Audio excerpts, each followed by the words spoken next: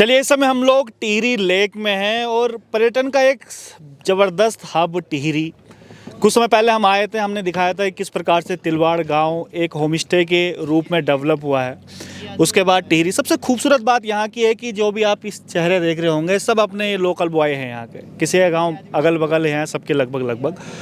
और हम उत्तराखंड में जब जब हम सुदूर इलाकों में भी जाते हैं तो हमारा कहना भी यही होता है कि यहाँ का जो रोज़गार है वहीं के लोकल को ही मिलना चाहिए। तो यहाँ की बड़ी खूबसूरती की बात का। भाई जी, आप क्या नाम है, थोड़ा नाम बता दो आप। अनूप पवार। भाई जी, आपका? नीरज। सब लोकल ही हैं आप लोग यहाँ पे? लोकल ही है। अच्छा, कितनी वोट चलते हैं यहाँ पे तकरीबन? यहाँ पे लगभग बोट जेट्स की और ये सब मिला के 107-8 वोट हैं। अच्छा, आसपास के कौन कौन से गांव के हैं? आसपास के लगा लो आप, तिवाड़ गांव सबसे ज़्यादा, तिवाड़ गांव हो गया, मतलब आधे से ज़्यादा वोट यहाँ तिवाड़ गांव की होंगी।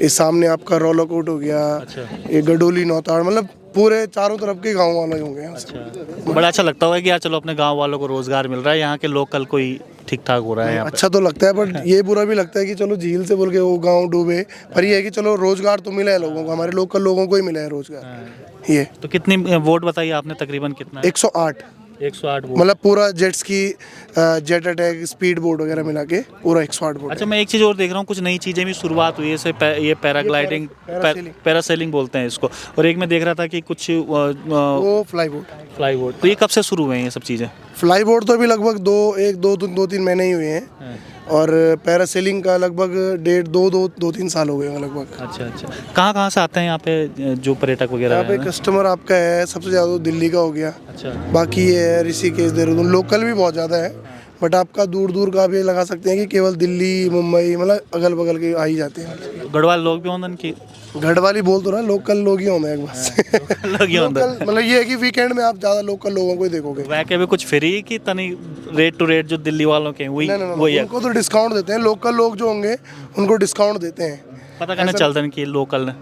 अब वो तो आपको पता ही है, गढ़वाली भाषा बोलेंगे तो पता चल ही जाएगा कि हाँ यार चलो लोकल ही है। अच्छा, फिर अपने आप ही पता चल जाता है, अब ये भाई आ रखा है मद्रास से, तो इसको तो पहचान ही लेंगे हम कि हाँ भाई ये वहाँ से है। चलिए, बहुत बढ़िया है। जो मैं हमेशा बात करता हूँ कि लोकल फॉर वोकल होना चाहिए, और पहाड़ का पानी, पहाड़ की जवानी यहीं के काम आनी चाहिए, जो टिहरी में हो भी रहा है। यहाँ से एक जो नगर पालिका का चुनाव लड़ रहे हैं कुलदीप पंवार जी, उनकी भी बड़ी एक भूमिका यहाँ पर रही, क्योंकि सबसे पहले मेरे ख्याल से कुलदीप भाई ने यहाँ पे वोट डाली थी। यहाँ पे बताते हैं उनकी, जब ये लगा हुआ आप 2016 में जब बोट पॉइंट स्टार्ट हुआ था, तो मतलब वो 2-3 लोग ही थे जिन्होंने रिस्क लिया यहाँ बोट पॉइंट में, मतलब बोट डालने का। एक कुलदीप पंवार हो गए जो मेन है, जिन्होंने मेन पहले दूसरे नंबर बोट उन्हीं की है। आप देख भी लेंगे अगर आपको कभी चेक भी करना होगा, तो जो लाइसेंस है पहले दूसरा नंबर उन्हीं का है, कुलदीप पंवार का। तो मतलब हम ये मानते हैं कि सबसे पहले उन्होंने रिस्क लिया है यहाँ पे पर्यटन का। उस टाइम तो पर्यटन कुछ भी नहीं था, अब जाके धीरे धीरे 2016 में जब स्टार्ट हुआ, आज 2024-25 तक इतना है कि लोकल लोगों को कम से कम 200 से 300 लोग यहाँ रोजगार कर रहे हैं। अच्छा, 200-300 के तकरीबन है। अच्छा, लगभग, मतलब आप लगाओ बोट मालिक से लेके ऑपरेटर से लेके सबको यहाँ रोजगार मिला है। अच्छा, भाई जी, आप क्या काम करते हैं यहाँ पे? हम यहाँ पे बोट चलाते हैं। अच्छा, इसकी कोई ट्रेनिंग लेनी पड़ती बोट की कैसे? हाँ, पहले ये जब ये स्टार्टिंग में जब ये बोटिंग पॉइंट खोला गया था, तो उस टाइम सरकार द्वारा यहाँ पे कुछ कोर्स करवाया गया था बोटिंग का। तो उस टाइम लाइसेंस बनते थे, वो फ्री में बनते थे। तो इसका पहले ट्रेनिंग ली जाती है, फिर हमें NIWS national Indian water sports, तो वहाँ से हमें फिर लाइसेंस मिलता है, फिर हम ये काम करते हैं। तो इसका लाइसेंस और जो आम लाइसेंस रहता है क्या अलग अलग रहता है? दोनों में अलग अलग डिफरेंस है। जैसे आप रोड पे गाड़ी चलाओगे तो वो उसका जो लाइसेंस होगा वो अलग है। अच्छा। ये हम पानी में चला रहे तो इसका अलग होता है। इसकी पहले ट्रेनिंग करनी पड़ती है। इसमें जो पहले ये होता है आपका NIWS इंडिया में एक इंस्टीट्यूट है गोवा में, तो वो हमको 10 दिन की ट्रेनिंग देते हैं। 5 दिन में आपका बोट ऑपरेटिंग का हो गया, 5 दिन में लाइफ सेविंग का हो गया। मतलब इसमें आपके 5-5 दिन 2 कोर्स होते हैं। लास्ट में आपका टेस्ट होगा, उसमें क्या होता है, आपको 100 मीटर तैरना होता है 1 मिनट में, तो वो तब जाके आपको लाइसेंस मिलेगा, नहीं तो आपको बोट ऑपरेटर का लाइसेंस भी नहीं मिलेगा। चलिए, कुलदीप भाई की एक बात बहुत अच्छी रही कि उन्होंने अपने लोकल को बड़ा प्रमोट किया है यहाँ पे। और दूसरी बात मेरे को अच्छी ये लगी कि जो उनका गांव है, तिलवाड़ गांव है, क्या तिवाड़ गांव है, उन्होंने वहाँ पर पूरा होम स्टे बनाया हुआ है। मतलब शायद एशिया का पहला गाँव होगा कि इस तरीके से कुछ है वो, मतलब होम स्टे ग्राम के नाम से भी जाना जाता है। जो अपने सतपाल महाराज जी थे वो भी आए थे वहाँ, उन्होंने कहा कि हाँ उसको होम स्टे विलेज की वो भी दी, घोषणा कर दी है कि। अच्छा, लोकल बॉय हैं, अब नगर पालिका का चुनाव लड़ रहे हैं, तो यहाँ से तो अच्छा प्यार मिल रहा होगा। यहाँ से तो ठीक है, अब आप लगा लीजिए, जब रोजगार देने में कहीं ना कहीं उन्हीं का आता है। अगर स्टार्ट वो नहीं करते तो कोई भी स्टार्ट नहीं करता, मतलब बहुत मुश्किल था। बट ये कि ठीक है, कुलदीप पंवार जी जीत सकते हैं। हाँ जी, आपको भी लग रहा है कुलदीप भाई जीतेंगे? जी भाई जी, निश्चित बिल्कुल, क्योंकि वो यहाँ पे स्थानीय लोग हैं और बहुत ही चिंतन मनन वाले व्यक्ति हैं और बहुत ही दूरदर्शी आदमी हैं। अच्छा, मैं और देख रहा था कि और भी लोकल उठे हुए, एक तोता कुछ है उनका नाम है, एक दूसरा मोहन रावत हैं, उसके अलावा भाजपा से भी हैं जिनको टिकट मिला है। हाँ जी, हाँ जी। हाँ, तो जैसे जो कुलदीप पंवार जी हैं हमारे, वो यहाँ के स्थानीय लोग हैं, लोकल लोग हैं और वो बहुत दूरदर्शी लोग हैं। उन्होंने यहाँ पे जो सर्वप्रथम जब यहाँ पे बोटिंग पॉइंट खोला गया था तो उन्होंने यहाँ पे सबसे पहले रिस्क लिया था।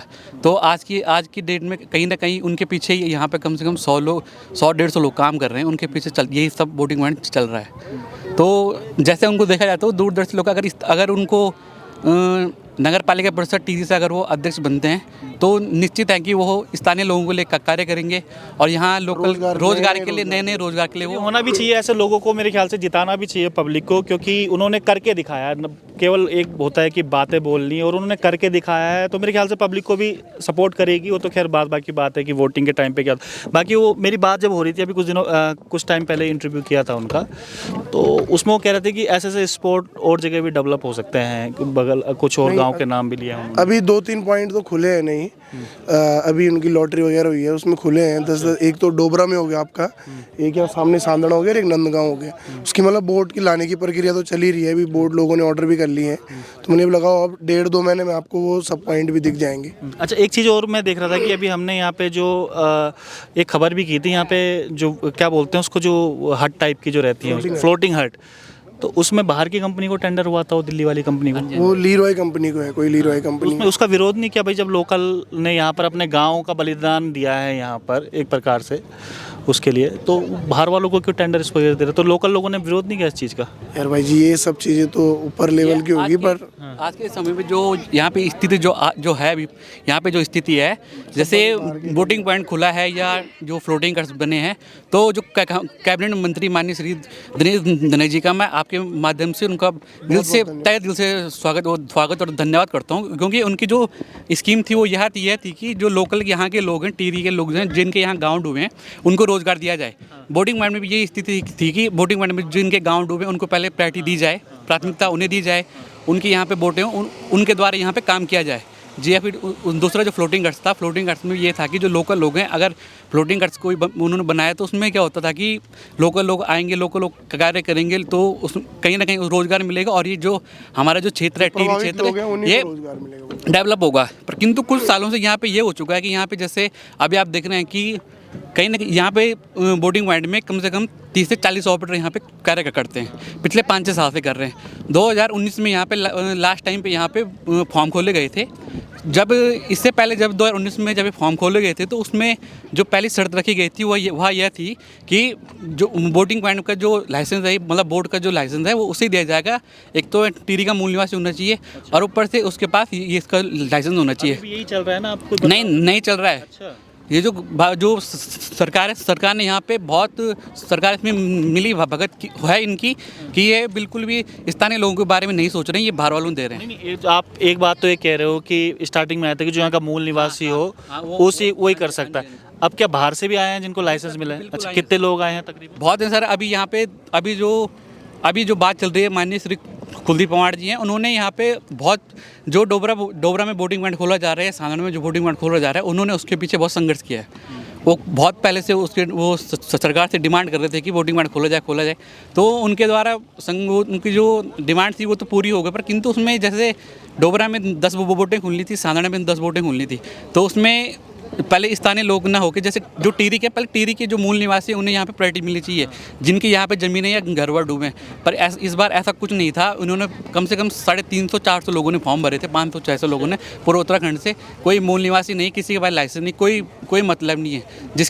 जिसकी जितनी वो जान पहचान है, सेटिंग है, उसको यहाँ पे दिया जा रहा है अवसर। चलिए, ये भी बड़ा गलत है। मैं एक बार अपने कैमरामैन को दिखाइएगा। प्रकृति ने उत्तराखंड को बहुत कुछ दिया है। देखिए कितना खूबसूरत टिहरी लेक है, लेकिन ये टिहरी लेक के पीछे कहते हैं एक इतिहास भी है, क्योंकि हमारे कई गांव इसके अंदर समाये हैं, कई गांव यहाँ पर डूबे हैं। और खुशी इस बात की है कि चलो यहाँ पर जो हब स्थापित हुआ है, यहाँ पर लोकल लोग जो हैं वो कार्य कर रहे हैं, यहाँ पर लोकल लोगों के द्वारा संचालित भी किया जा रहा है। लेकिन अब जो बता रहे हैं कि जो नए खुलेंगे वहाँ पर उसमें बाहर के लोग भी आएंगे, तो इस बात का भी हमें ध्यान रखना चाहिए कि भाई जब ये जो है वो यहाँ बोटिंग पॉइंट में नहीं है, जैसे फ्लोटिंग कार्ट्स भी है।